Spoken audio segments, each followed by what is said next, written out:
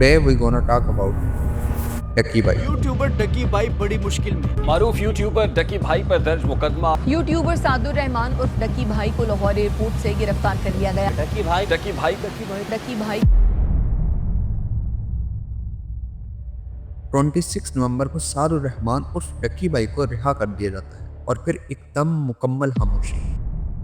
100 दिन तक कोई आवाज़ नहीं, कोई स्टेटमेंट नहीं, कोई अपडेट नहीं और 7 दिसंबर 2025 को आखिरकार वो व्लॉग आता है।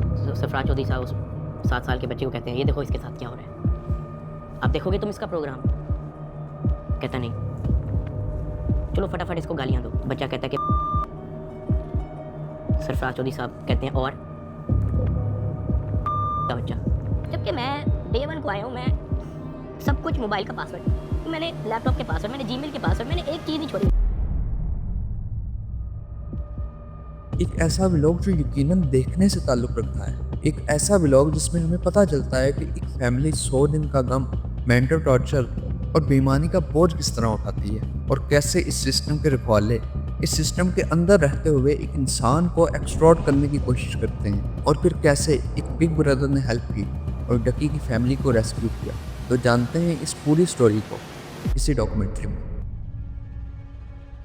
17 अगस्त 2025 लाहौर एयरपोर्ट। डकी भाई अपनी वाइफ के साथ इंटरनेशनल ट्रैवल के लिए चेक इन कर रहे होते हैं और उसी वक्त NCCIA की टीम उन्हें इस तरह गिरफ्तार करती है जैसे वो मोस्ट वांटेड क्रिमिनल हैं। NCCIA लाहौर उनके खिलाफ मुख्तलिफ एलिगेशंस के तहत उन पर केस दर्ज करती है और फिर लाहौर हाई कोर्ट 25 नवंबर को 10 लाख के सिक्योरिटी बॉन्ड पर उन्हें रिहा करने का हुक्म देती है। लेकिन रिहा होने का मतलब आज़ादी नहीं था, आज़ादी का सफर तो अभी शुरू हुआ था। टीका 2016 के मुताबिक उन पर एलिगेशंस लगाए गए। Electronic funds section 13, 14, 25, 26, PPC 420, 294B और गैमलिंग ऐप्स की प्रमोशन। मतलब सीधी सी बात, उसने गैमलिंग ऐप्स को प्रमोट किया और लोगों ने पैसा खोया। लेकिन यहाँ एक सवाल पैदा होता है, क्या प्रमोशन और क्राइम एक ही चीज़ है? डिजिटल इकोनॉमी में प्रमोशन का मतलब पैसा इकट्ठा करना नहीं होता। और जिन ऐप्स के एलिगेशंस डकी पर लगाए गए वही ऐप्स PSL की टीम को स्पॉन्सर करती रही। PSL पाकिस्तान की पहचान और उसकी शर्ट पर 1xBet, MCW स्पोर्ट्स। रशीद लतीफ़ ने सवाल उठाया कि PSL को बैटिंग कंपनी से डील करने की क्या ज़रूरत है, तो वसीम अकरम ने बाजी ऐप को प्रमोट किया। NCCI के डायरेक्टर से यह पूछा गया तो जवाब मिलता है this is outside of my jurisdiction. तो फिर सवाल तो यह है कि डकी का केस उनकी जुरिस्डिक्शन में कैसे आ गया? डकी के मुताबिक उसका फ़ोन सीज किया गया, उसके बैंक अकाउंट खुलवाए गए, उसको मारा गया, क्रिप्टो वॉलेट अनलॉक किए गए, यहाँ तक कि 9 करोड़ 20 लाख की ट्रांजैक्शन अननोन अकाउंट में की गई। सारे टोकन जो मेरे पास डॉज, बिटकॉइन, इथीरियम, मेरे पास दर्जनों टोकन और पड़े हुए थे, वो सारे क्लोज करके उसको USDT में खुद कन्वर्ट करता है और वो कहता है कि ये USDT ट्रांसफर कर। जिस अकाउंट में उसने ट्रांसफर किया, क्या वो FIA का अकाउंट था? नहीं। क्या वो NCCIA का अकाउंट था? नहीं। क्या वो पंजाब हुकूमत, सिंध हुकूमत या किसी KP की हुकूमत या किसी भी गवर्नमेंट के इदारे की हुकूमत का अकाउंट था? नहीं। क्या वो NAB का अकाउंट था? नहीं। वो मेरे IO असिस्टेंट डायरेक्टर शुएब रियाज साहब का अपना पर्सनल अकाउंट था जिसके अंदर इन्होंने मेरे 9 करोड़ रुपया एस्टिमेटेड ट्रांसफर किए।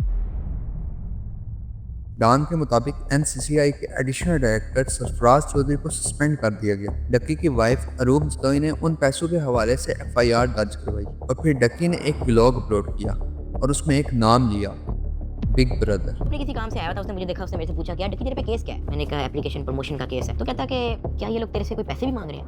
मैंने कहा सर मुझे लोगों को बताने दें कि आपने हमारी फैमिली के लिए क्या क्या किया। कहता Ducky we work in the shadows, हमें आपकी एप्रिसिएशन नहीं चाहिए। अगर आप गलत होते या आपकी फैमिली गलत होती तो हम आपका साथ ना देते, लेकिन हमने देखा कि हमारी माँ मुश्किल में है, हमारी बेटी मुश्किल में है, हमारा भाई मुश्किल में है, तो हमें आपकी एप्रिसिएशन नहीं चाहिए। खुश है।